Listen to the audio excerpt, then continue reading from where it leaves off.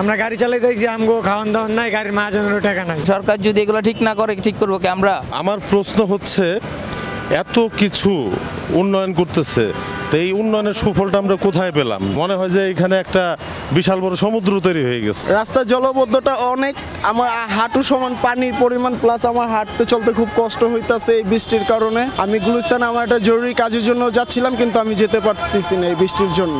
Plus এখানে যানবাহনও পাচ্ছি না, অনেকটাই সংকট হচ্ছে। রিক্সাও ভাড়া খুব বেশি চাচ্ছে, আমি একটা মোটরসাইকেলও নিব, মোটরসাইকেলটাও ভাড়াটা বেশি চাচ্ছে।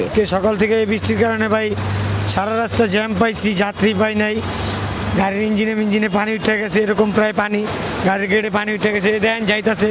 কি একটা দুর্ভোগ মানুষের, সাধারণ মানুষেরও দুর্ভোগ। আমরা গাড়ি চালাইতেছি, আমগো খাওয়ান দাওয়ান নাই, গাড়ির মাহাজনেরও টাকা নাই।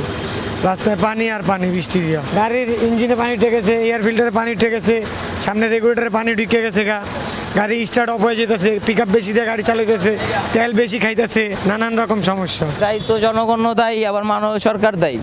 কারণ সরকার যদি এগুলো ঠিক না করে ঠিক করবো কি আমরা? আমরা যদি ঠিক করতে পারতাম তাহলে আমরা ঠিক করে নিতাম। এখন আমরা ঠিক করা আমাদের এখানে বন্যা, একটা মানুষ হাইটটা চলাফেরা করতে পারতেছে না, বা একটা গাড়ি নিয়ে কেউ যেতে পারতেছে না, সবাই আটকে গেছে এখানে। কীভাবে যাবে এখানে মানুষ দেয়? এটা কোনো একটা মেন হলের একটা লাইন, তো পানি যাওয়ার জন্য একটা লাইন তো মানুষ বানাবে, এখানে কোনো মানুষ লাইনও বানায় না পানি যাওয়ার জন্য। সকালবেলা এখানে আমাদের 300 টাকা খরচ হয়েছে গাড়ির পিছে, যে আমাদের পানির ভিতরে পানি ঢুকে গেছে গাড়ির ভিতরে এখানে যাওয়ার সময়। তো এগুলো কি আমার সরকার দিবে না, নাকি আমাদের কি নিজেরটা নিজে করবো আমরা? তো এগুলো আমরা কীভাবে যাবো আমরা এখান থেকে? অনেক পানি, হাঁটু পর্যন্ত, কোমর পর্যন্ত পানি ছিল আমাদের এখানে। মনে হলো যে এই পর্যন্ত পানি। সকালবেলা প্যান্ট চেঞ্জ করে আবার বেরোচ্ছি আমরা, নামাজে যাবো, যেখানে যাবো সেখানে পানি দেওয়া বেড়ে গেছে, আবার যাই চেঞ্জ করে আসছি। তো এটা আমাদের দরকারটা কি? এখানে আমাদের কি এরকম অবস্থা থাকলে মানুষ চলাফেরা করতে পারে না, কোনো মার্কেট, কেউ কোনো জায়গায় যেতে পারতেছে না, সব জায়গায় সমস্যা করতেছে। তো এখানে যদি একটা পানি যাওয়ার একটা লাইন করে দিত সবচেয়ে ভালো হতো আমাদের জন্য। এখন ভোগান্তি, আমি যে সকালবেলা গাবতলী থেকে বের হয়েছি, ঠিক আছে, গাবতলী থেকে বের হয়েছি মতিঝিলের উদ্দেশ্যে, একজন পরীক্ষার্থীকে নিয়ে আসছি। তো পুরোটা রাস্তা জলাবদ্ধতায় ভরা। তো আমার প্রশ্ন হচ্ছে, এত কিছু উন্নয়ন করতেছে, তো এই উন্নয়নের সুফলটা আমরা কোথায় পেলাম? ঢাকার ড্রেনেজ ব্যবস্থাটাই বিগত বছরের পর বছর ধরে ড্রেনেজ ব্যবস্থাটা অচল অবস্থায় রয়েছে।